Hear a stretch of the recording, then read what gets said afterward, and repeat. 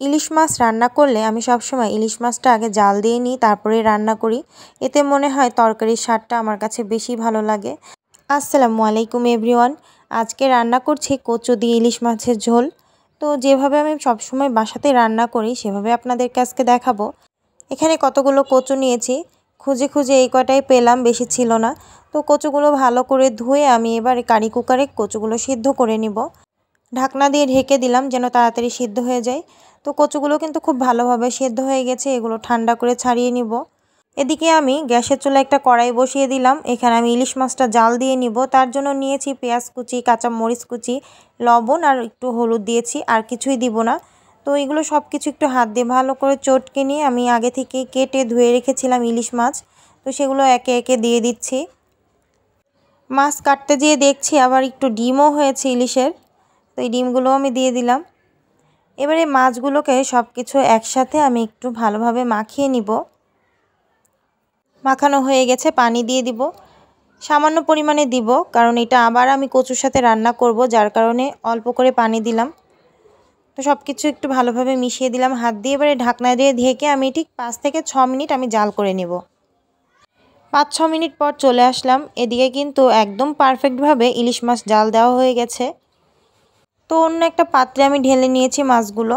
এবারে এই কড়াইতে আমি রান্না করে নিব। তো এখানে আমি সরিষার তেল দিয়েছি। আমি বেশিরভাগ সময় সরিষার তেল দিয়ে রান্না করে থাকি। তো তেলটা খুব ভালোভাবে গরম করে নিয়ে এখানে আমি দিয়ে দিলাম পেঁয়াজ বাটা আর জিরা বাটা। ইলিশ মাছ রান্নাতে আমি একদমই রসুন বাটা ব্যবহার করি না, কারণ ইলিশ মাছ রান্না করলে তাতে রসুন বাটা দিলে আর খেতে ভালো লাগে না।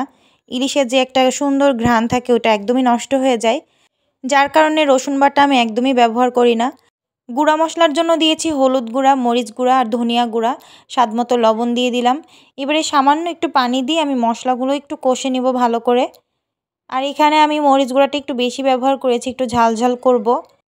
ধনিয়ার গুঁড়াটাও অল্প দিয়েছি, কারণ ধনিয়ার গুঁড়া বেশি হলে তরকারি কালারটা নষ্ট হয়ে যায়।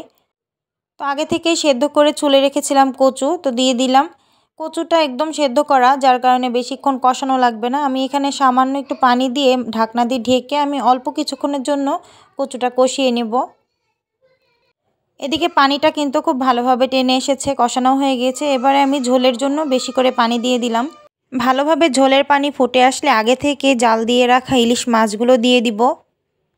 এখন আর ঢাকনা দিয়ে ঢেকে দিব না, এভাবে আমি জাল করে নেব 7 থেকে 8 মিনিট। কিছুক্ষণ এভাবে রান্না করে নিলেই কিন্তু তরকারিটা হয়ে যাবে।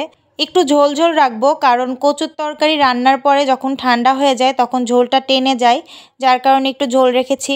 কচু দিয়ে ইলিশ মাছের ঝোল রান্না হয়ে গেল। এভাবে কিন্তু ঝাল ঝাল করে রান্না করে খেলে খুবই ভালো লাগে। তো ভিডিওটা আপনাদের কেমন লাগলো অবশ্যই জানাবেন। সবাই সুস্থ থাকবেন, ভালো থাকবেন। পরবর্তীতে আবারও নতুন রান্না নিয়ে চলে আসবো ইনশাআল্লাহ। আল্লাহ হাফেজ।